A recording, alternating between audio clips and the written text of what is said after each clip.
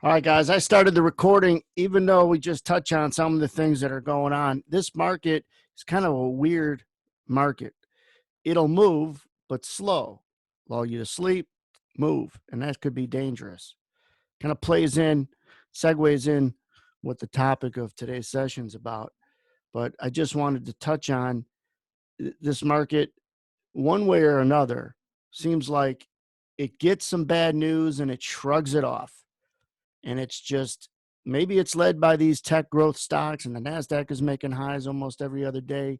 Obviously, we've talked about this before, but the NASDAQ is to and through where it was before February 22nd, the meltdown. So if that's February 22nd, NASDAQ and everything got hit, they're way up here, making all-time highs.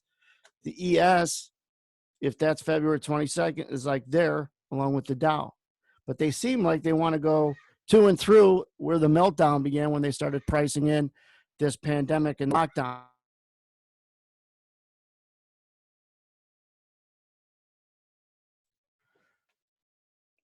But it's just a drift above these highs that we had overnight and yesterday.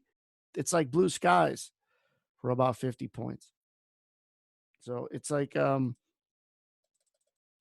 don't forget, it's the summer. I know there's so much going on and it's an unprecedented drivers that are out there, but don't let you ignore that we could default into some summer markets, and it waits for the next story. We know Friday is the unemployment report. That's on the calendar as the next story.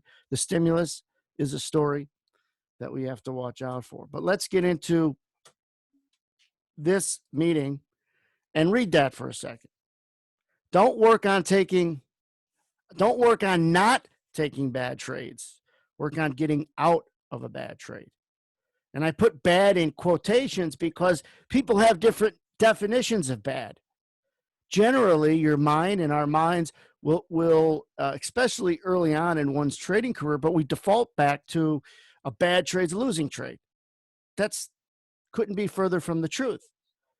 There are such things as bad trades, but a lot of people have a losing trade or two, and then they try to figure out how they could change their strategy so they don't take losing trades. Not going to happen. So when you're working on not taking trades, what do? You over tweak what you're looking at. You over adjust. You start blaming the strategy. As soon as you start tweaking the strategy, you're blaming it. So think about that. As soon as you start tweaking stuff, you're blaming it. And there are times you should tweak it. Many times you never give it a chance to work because you talked yourself out of so many trades because you didn't want to take bad trades, which you equated to be losing trades.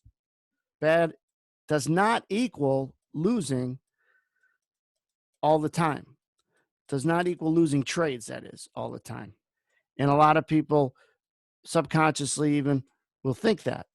And so they get fearful of taking a trade. And here's kind of the progression that's pretty common. You're fearful of taking a trade, but then you take it anyways. You take it, and it's a loser. And what do you want to do? Who wants to be afraid and lose by talking yourself in and having the confidence of doing it? I don't know too many people that would want to be fearful. They get the confidence to take it and then lose. So subconsciously, our minds try to get us to do things that are irrational, such as, how can I never have to be in that position again? I got to eliminate fear. And fear often comes just out of ignorance, of not knowing something, not watching something. And so you want to put yourself in a position to not worry about, is this going to be a bad trade or a good trade? Understand that you have a plan to get you out of the trade. But don't falsely define bad trades or falsely define losing trades as all bad trades. You're going to take bad trades, know those and isolate them. And it's you that'll get you out of bad trade, not some magical potion on a chart that'll get you from taking bad trades. Generally, it's just you having discipline not to take a trade you're not supposed to take. After the last year, I started working with guys on a mentorship level. And I've learned a lot more about people in general. And you'd be shocked on how many people do stuff that they know they shouldn't be doing when they're doing it. I'll say that again. How many people do stuff they know they shouldn't be doing when they're doing it?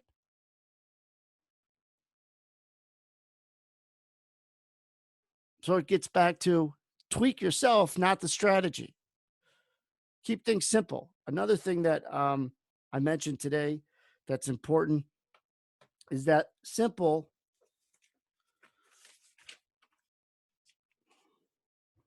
does not equal basic. So the first takeaway here I want you to come away with this session is don't work on not taking bad trades, work on getting out of bad trades. Don't equate bad to don't equate all your losing trades to being bad. And chances are the first thing you should tweak is your discipline. Second takeaway from this session is stop letting your subconscious think that simple equals basic, because it doesn't. Simple does not equal basic. And a lot of people then, if they convince themselves that simple is basic, guess what? Now they skip over the simple stuff. That's basic, not for me. I'm moving on to chapter 5. So simple is not basic. It'll help you embrace it. It'll help you understand that, well, geez, if it's not basic, maybe it's some value there. And it'll give you confidence to not be ignorant. And ignorance equals generally what create fear. Ignorance is not knowing something, right? And that always creates fear. And then fear is it's like you could tweak all kinds of stuff on a chart and with your education. I got news for you.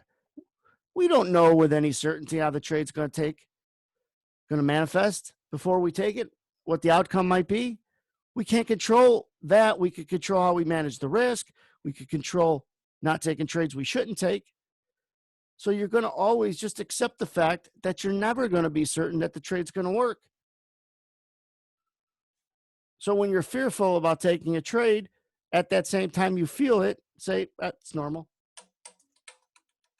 It wouldn't be normal if you felt no fear, or you'd have some sort of illegal or unethical edge. It's not fearful to take that trade. A few seconds before the unemployment report, if we knew that it was going to be plus 10 million and they're expecting plus 1.5 million, you can get long without any fear right before the number gets released, right? But you're always going to have some fear because it's not ignorance. It's just that we don't have 100% certainty of the outcome.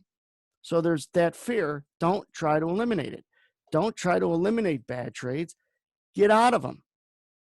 And if the definition of bad trade is a trade you shouldn't take, then the tweak is you.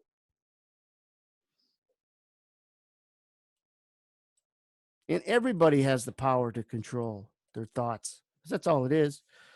You try to control everything in this world but your own thoughts. As humans, that's one of our weaknesses. We all try to control our whole environment, and then we don't think, well, wait a second. The one thing we actually can control is what we say to ourselves and what we think in our internal dialogue.